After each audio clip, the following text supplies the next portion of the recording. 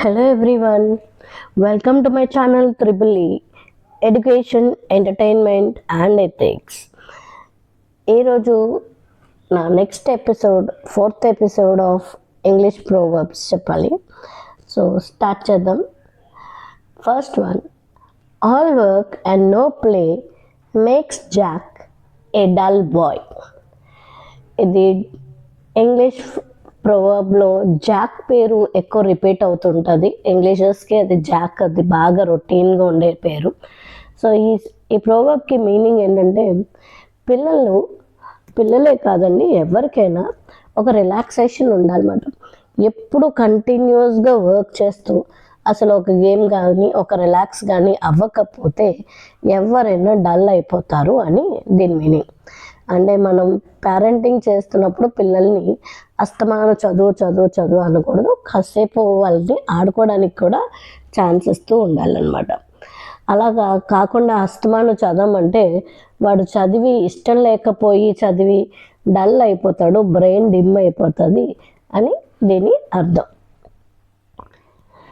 All is fair in love and war. ఇది చాలామంది use చేస్తుంటారండి. మన యూత్కి బాగా అలవాటైన ప్రొవర్బ్ ఇది. ఏంటంటే వాళ్ళు లవ్లో ఉన్నప్పుడు ఏది చేయాలి ఏది చేయకూడదు అని రీజనింగ్ కానీ ఎథిక్స్ కానీ అలాగే రూల్స్ కానీ పాటించనమాట. లవ్లో ఉన్నప్పుడు వార్లో ఉన్నప్పుడు మనం అతిగా రూల్స్ పాటించక్కర్లేదు అని చెప్పడం అన్నమాట. ఇప్పుడు వార్లో ఉన్నప్పుడు ఒకళ్ళు చచ్చిపోతారు, మన వల్ల ఒకరు 10 మందో 25 మందో చనిపోతారు. ఆ చనిపోతున్నారు కదా అని అది చంపడం తప్పు అని అనుకుంటే మనం వార్ చేయలేమన్నమాట. అది ఈ మీనింగ్ అండి. అదే దాన్నే లవ్కి కూడా వర్తిస్తారు. మనం ప్రేమిస్తున్నప్పుడు ఏది రూల్ కాదు, అమ్మ నాన్న ఇష్టపడతారా లేదా, లేకపోతే కులమా మతమా ఇవేవి చూసుకోరు, అన్నీ వాళ్ళకి కరెక్ట్గానే అనిపిస్తాయి అన్నమాట. అది పాటించక్కర్లేదు అని అర్థం. Third one, an apple A day keeps doctor away. ఇది అందరికీ అలవాటైపోయిన ప్రొవర్బ్. ఇది చాలామంది యూజ్లో ఉంటారు. ఏంటంటే యాపిల్లో అన్ని రకాల పోషక పదార్థాలు ఉంటాయి అన్నమాట. మనకు కావాల్సినవన్నీ ఒక యాపిల్ తింటే చాలు, మనం రోజు యాక్టివ్గా ఉంటామన్నమాట. అంటే డాక్టర్ దగ్గరికి ఎప్పుడు వెళ్తామంటే మన పోషక పదార్థాలు తక్కువగా ఉన్నప్పుడే మనం డాక్టర్ దగ్గరికి వెళ్ళాల్సిన అవసరం ఉంటుంది. సో రోజు కొన్ని పోషక పదార్థాలు మన కడుపులోకి వెళ్తున్నాయి అంటే డాక్టర్ని మనం చూడక్కర్లేదు. సో అన్నీ తింటున్నామా లేదా అన్న డౌట్ వచ్చిన వాళ్ళు ఒక యాపిల్ తింటే చాలు, వాళ్ళు అన్ని పోషక పదార్థాలు తిన్నట్టు ఉంటుంది, డాక్టర్కి దూరంగా ఉంచుతామని అర్థం. As you so shall you reap. దీనికి కూడా ఒక తెలుగు సామెత ఉందండి. మనం విత్తనం ఏదేస్తే అదే పంట వస్తుంది అని. అంటే పిండి కొద్ది రొట్టి, విత్తనం ఏం వేసామో అదే వచ్చింది అని మనం సామెతలు చెప్తూ ఉంటాం.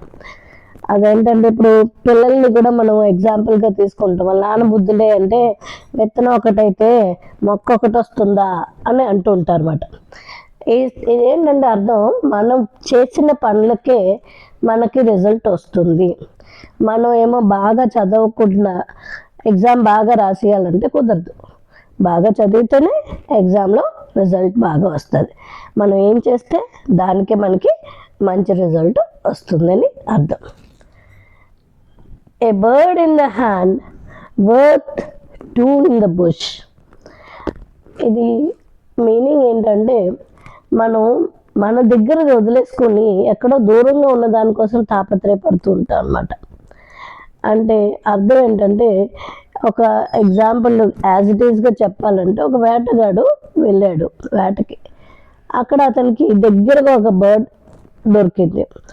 ఆ బర్డ్ దగ్గరగా ఉంది, దాని చేతిలో ఉన్నంత దగ్గరగా ఉన్నప్పుడు దాన్ని వదిలేసుకొని వాడు ఎక్కడో దూరంగా పొదల్లో 2 ఉన్నాయి కదా, ఆ 2 మనకు సంపాదించవచ్చు అని వెతికినట్టు అని ఈ మీనింగ్. అంటే తెలుగులో కూడా చెప్తామాట, చేతుల్లో వదులుకొని కాళ్ళని పట్టుకోవడం ఏంటి అని. అంటే మన చేతుల్లో ఉన్న వాటికి మనం ఎక్కువ విలువ ఇవ్వాలి, లేని వాటి గురించి ఎక్కువ ఆలోచిస్తే ఉన్న చేతుల్లో ఉన్నవి కూడా పోతాయని అర్థం. Thank you.